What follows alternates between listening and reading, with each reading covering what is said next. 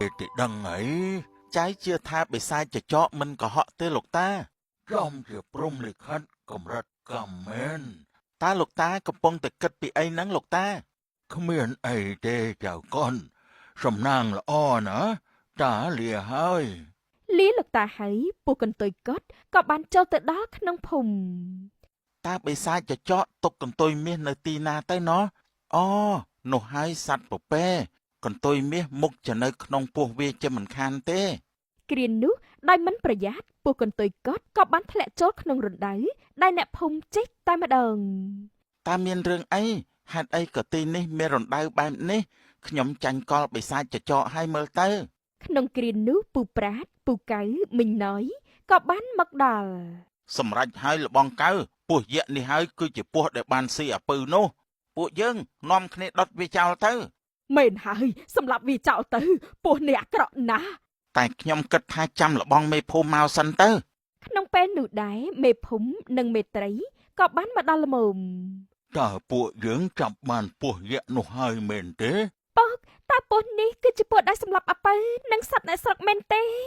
ពុកមិនច្បាស់ដែរតែមើលចុះវាគួរឲ្យខ្លាចណាស់ពិតជាវាមែនហើយខ្ញុំចាំយូរហើយលបងមេភូមិពួកយើងឆាប់ដុតពោះនេះចោលទៅ គ្រប់គ្នាបំរុងតែដុតពស់ទៅហើយចំណែកពូរ៉េតក៏បានមកមើលនិងបាននិយាយថា ឈប់សិនអ្នកទាំងអស់គ្នា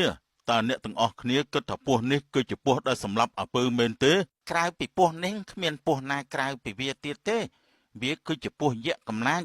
មើលចុះខ្លួនវាធំយ៉ាងនេះវាមុខជាស៊ីមនុស្សអស់ច្រើនហើយ ពូរ៉េតបានសម្លឹងមើលពស់ចុះឡើងគាត់បានសម្គាល់ឃើញថាពស់នោះមានកន្ទុយកត់ហើយពស់នោះទៀតសោតជាពស់ដែលគាត់បានស្គាល់ផងដែរ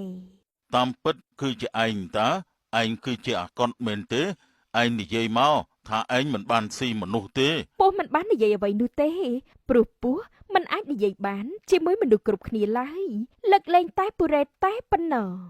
បើឯងមិននិយាយទេគ្រប់គ្នាគេនឹងសម្លាប់ឯងហើយលបងរ៉េតកំពុងតែនិយាយជាមួយពោះមែនទេឆាប់សម្លាប់វាចោលទៅនៅខាត់ពួកយើងដល់ណាទៀតអ្នកទាំងអស់គ្នាសូមកុំទាន់សម្លាប់ពោះនេះអីខ្ញុំគិតថាពួកយើងស៊ើបឲ្យដឹងការពិតសិនទៅចាំសម្លាប់បានទេលោកប្អូនរ៉េតនិយាយត្រូវមួយយ៉ាងដែរតែពួកយើងត្រូវតែប្រយ័ត្នបំផុតតើធ្វើយ៉ាងណាទៅលបងមេភូមិបើទុកពោះនេះគ្រប់គ្នាមុខជាមានគ្រោះថ្នាក់មិនខានទេគិតបែបនេះចុះពួកយើងដាក់ត្រង់ដែកវាសិនទៅចាំយើងរកការពិតឃើញចាំពួកយើងដុតវាសម្លាប់ក៏បានដែរ មិនដឹងអាណិតវាធ្វើស្អីទេវាគឺជាពស់កាច់សាហាវដុតវាចោលតែម្ដងទៅចប់រឿងហើយ មែនហើយគ្រាន់តែសម្លាប់វាចោលទៅក៏វាចប់រឿងបាត់ទៅហើយនៅរេរដល់ណាទៀតវាគ្រាន់តែជាសត្វដេរិឆានតើអត់ទេលបងទោះជាសត្វមែនតែមើលចុះវាធំយ៉ាងនេះមុខជាពស់កាន់សើមខានទេអញ្ចឹងតើលោកប្អូនមានអ្វីមកបញ្ជាក់ឲ្យអ្នកភូមិនោះឥឡូវនេះយើងឃុំពស់នេះទុករយៈពេល3ថ្ងៃសិនទៅខ្ញុំនឹងរកការពិតឲ្យឃើញបើខ្ញុំរកមិនឃើញទេចាំពួកយើងសម្លាប់វាចោលក៏បានដែរបាន